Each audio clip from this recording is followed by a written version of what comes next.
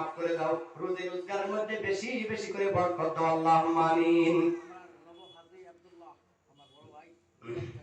আয় আল্লাহ, নতুন নব যুবক ভাই আল্লাহ রব্বুল আলামিন তোমার ঘর তওয়াফ করে এসেছে আব্দুল্লাহ, আয় আল্লাহ 500 টাকা নগদ দান করছে আল্লাহ, তোমার বান্দার দানকে কবুল করে আল্লাহ তোমার নূরের অংশের সাথে আল্লাহ তুমি যোগ করে কাল কিয়ামতের দিন ও আল্লাহ সামান্য এই ঋণের সাথে আল্লাহ ইজ্জত সম্মান দেওয়ার খাতিরে কাল কিয়ামতের দিন আল্লাহ তুমি তোমার ব্যক্তিকে